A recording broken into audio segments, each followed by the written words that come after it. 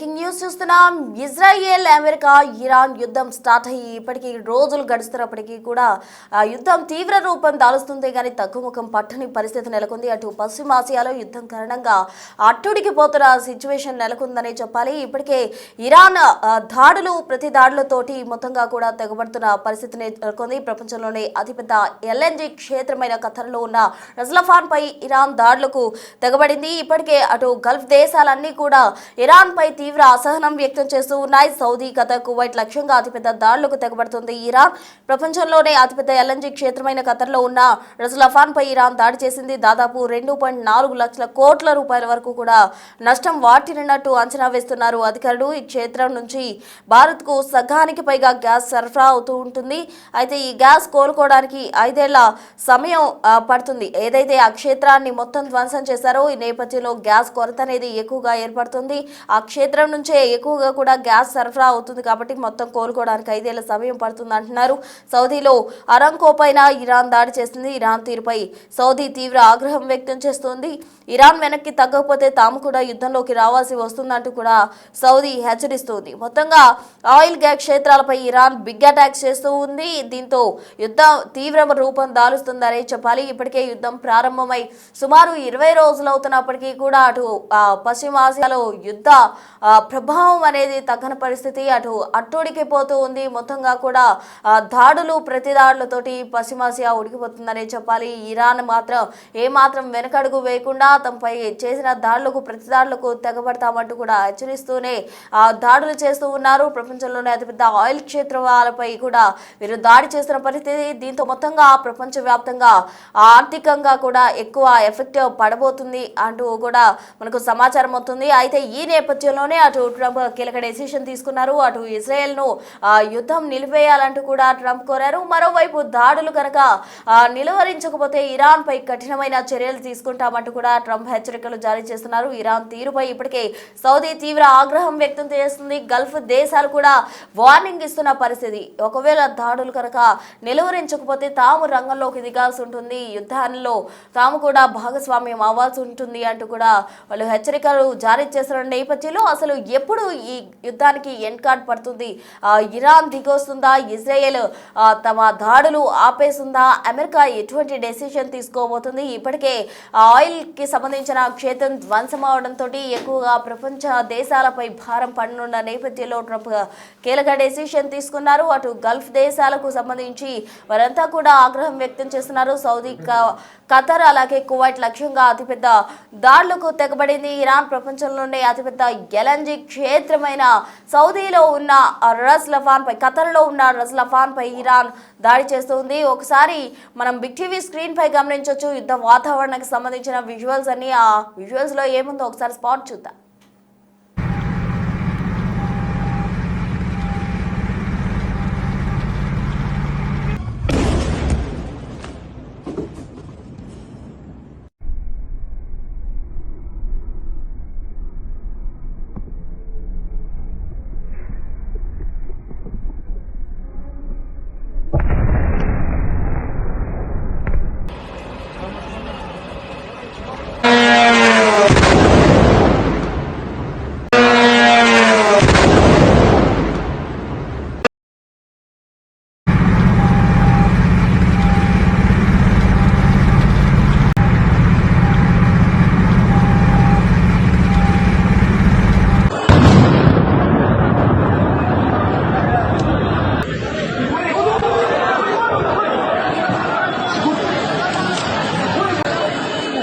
सामने बढ़ाओ।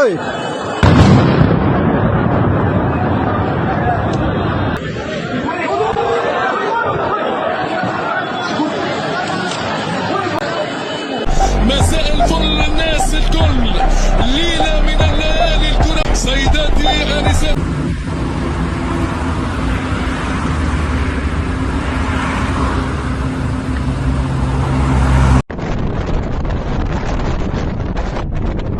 सामने बढ़ाओ।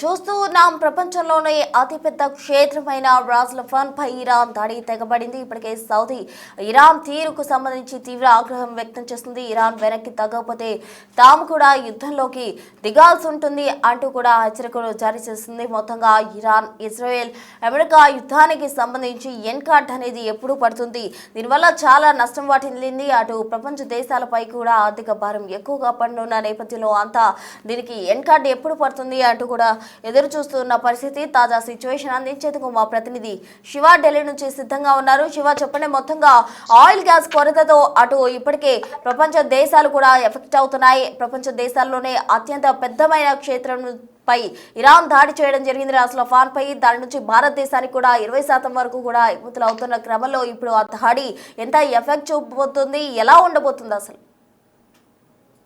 రైట్ ప్రశ్న. ఇరాన్ యుద్ధం అనేది రోజు రోజుకు తీవ్రమవుతుంది. అమెరికా, ఇరాన్, ఇజ్రాయెల్ ఈ ముగ్గురు కూడా మూడు దేశాలు దాడులు ప్రతిదాడుతో విరుచుకుపడుతూ ఉన్నారు. మరోవైపు ఇటు అమెరికాకు సహాయం చేస్తున్న నెపంతోనే ఈ పశ్చిమాసియా దేశాల మీద, గల్ఫ్ కంట్రీస్ మీద ఎక్కువగా ఇరాన్ దాడులు చేస్తుంది. ఆయిల్ గ్యాస్ క్షేత్రాన్ని ఇరాన్ టార్గెట్ గా చేసుకుని దాడులు చేస్తున్న పరిస్థితి కనిపిస్తుంది. గల్ఫ్ దేశాలకు కోలుకోలని దెబ్బ కొడుతోంది. అంటే ప్రధానంగా గల్ఫ్ కంట్రీస్ లో 6 కంట్రీస్ ఉంటాయి. గ్రూప్ ఆఫ్ కార్పొరేషన్ కౌన్సిల్ లో 6 దేశాలు, మరోవైపు పశ్చిమాసియా దేశాల్లోని 12 దేశాలు, మొత్తం కూడా ఈ దేశాలన్నిటిపై కూడా ఇరాన్ దాడులు చేస్తున్న పరిస్థితి కనిపిస్తుంది. అక్కడున్న గ్యాస్ నిక్షేపాలు కానీ, చమురు నిక్షేపాలపై దాడులు చేస్తూ వారికి కూడా ఆర్థికంగా నష్టం చేకూర్చేలాగా కూడా ఇరాన్ వ్యవహరిస్తూ ఉంది. అంటే గల్ఫ్ దేశాలకు కోలుకోలని దెబ్బ కొడుతుంది. సౌదీ, ఖతార్, కువైట్, అలాగే ఈ వాటితో పాటు పక్క దేశాలను లక్ష్యంగా చేసుకుని అతిపెద్ద దాడులను చేస్తుంది ఇరాన్. ప్రపంచంలోనే అతిపెద్ద LNG క్షేత్రమైన ఖతార్ లోని రస్ లఫాయ్ పై ఇరాన్ దాడులు చేసింది. దాదాపు 2.4 లక్షల కోట్ల నష్టం అనేది వాటిల్లినట్లుగా కూడా తెలుస్తోంది. ఈ క్షేత్రం నుంచి భారత్ కు సగానికి పైగా గ్యాస్ అనేది సరఫరా అవుతోంది. ఈ క్షేత్రం కోలుకోవడానికి కనీసం ఇంకా ఈ ఇరాన్ దాడులు చేయడం ద్వారా 5 ఏళ్ల సమయం పడుతుంది అనేది కూడా నిపుణులు అంచనా వేస్తున్నారు. సౌదీలో అరామ్కో పైన ఇరాన్ కు దాడి చేసింది. ఇరాన్ తీరుపై సౌదీ తీవ్ర ఆగ్రహం వ్యక్తం చేస్తుంది. ఇరాన్ గనక వెనక్కి తగ్గకపోతే తాము కూడా యుద్ధంలోకి రావాల్సి వస్తుందని కూడా సౌదీ యొక్క హెచ్చరికను కూడా జారీ చేసింది. ఇప్పటి వరకు మేము చూస్తూనే ఉన్నాం, కానీ మీరు వెనకడుగు వేయకపోతే మాత్రం ఇంకా దాడులు చేయాల్సి వస్తుంది అనేది కూడా ప్రధానంగా సౌదీ కూడా ఈ ఇరాన్ కు హెచ్చరికలు కూడా జారీ చేసింది. అంటే ఇజ్రాయెల్ ఉత్తర విద్యుత్ గ్రిడ్ పైన కూడా ఇరాన్ దాడులు చేసింది. లక్షల మంది షెల్టర్లలోకి వెళ్ళిపోయారు ఈ దాడుల వల్ల.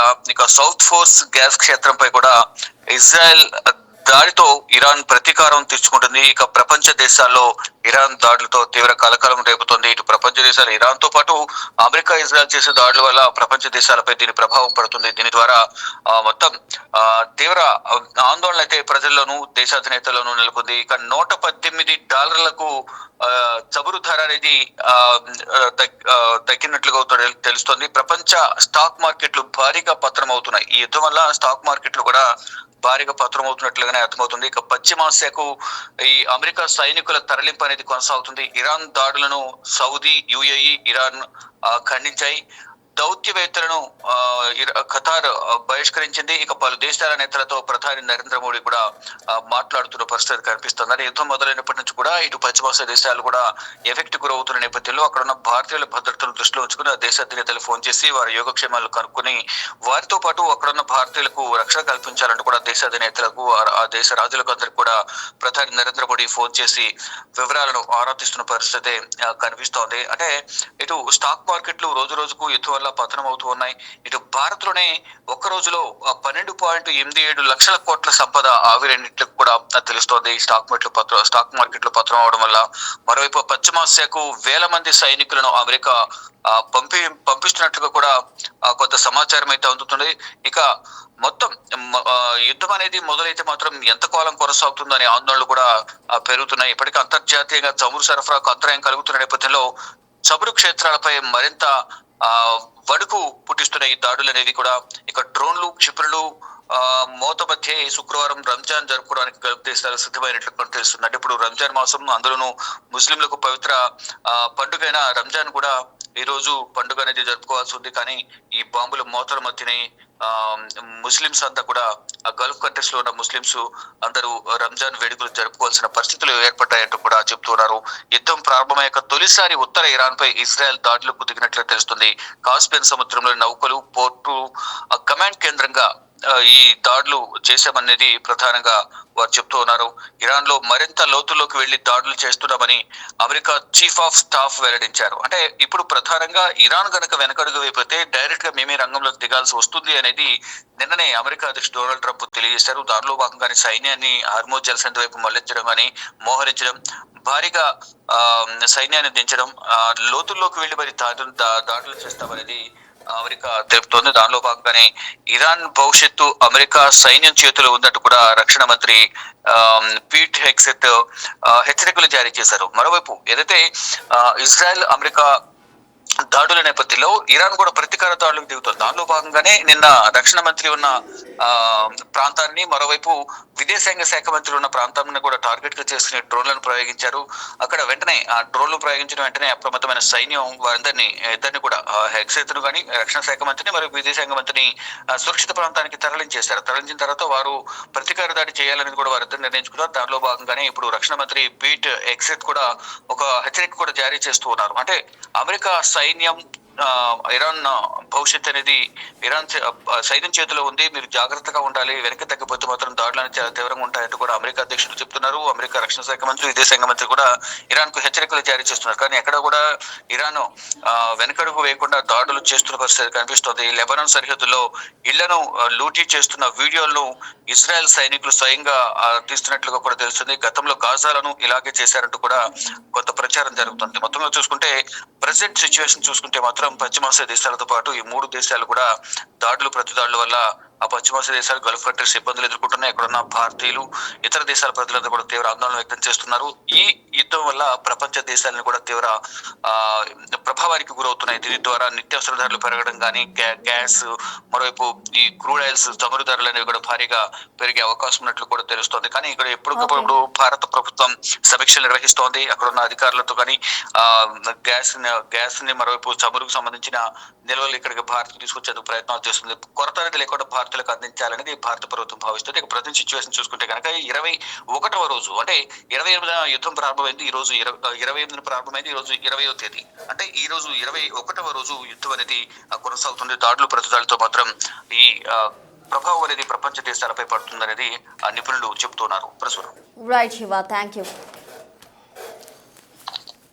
మొత్తంగా గల్ఫ్ దేశాలన్నీ కూడా ఇరాన్ తీరుకు సంబంధించి ఆగ్రహం వ్యక్తం చేస్తున్నాయి. మరోవైపు సౌదీ తీవ్రంగా కూడా అసహనం వ్యక్తం చేస్తూ ఉంది. ఇరాన్ కనుక తన తీరు మార్చుకోకుండా వెనక్కి తగ్గకుండా ఉంటే తాము యుద్ధంలోకి ఎంట్రీ ఇవ్వాల్సి వస్తుందంటూ కూడా అటు సౌదీ హెచ్చరికలు జారీ చేస్తున్న క్రమంలో ఇరాన్ ఇప్పటికైనా సరే తేరుకొని వెనక్కు తగ్గుతుందా? ఇప్పటికే ఏదైతే చమురు క్షేత్రంపై దాడికి ఎక్కపడిందో దాని కారణంగా ప్రపంచ దేశాలన్నీ కూడా ఎఫెక్ట్ అవుతున్నాయి. కాబట్టి ఇరాన్ దీనికి సంబంధించి వెనుదిరిగే అవకాశం ఉందా? దాడులు ఆపే అవకాశం ఉందా? అటు ఇజ్రాయెల్, అమెరికా కూడా యుద్ధంను ఆపేందుకు ప్రయత్నాలు చేస్తున్నాయా? ఎలా ఉండబోతుంది అన్న వివరాలు వేచి చూడాలి.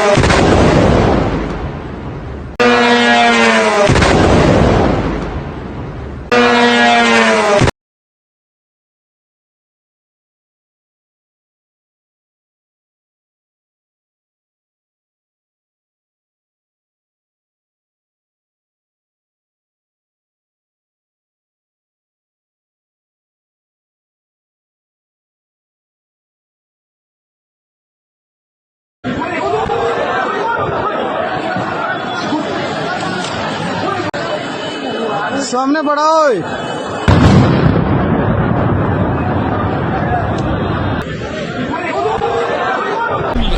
ليلة من الليالي الكرة. سيداتي آنساتي سادتي أينما كنتم طابت أوقاتكم، مرحبا بكم، مساء الفل الناس الكل. ليلة من الليالي الكرة. سيداتي آنساتي سادتي أينما كنتم طابت أوقاتكم، مرحبا بكم، مساء الفل الناس الكل. ليلة من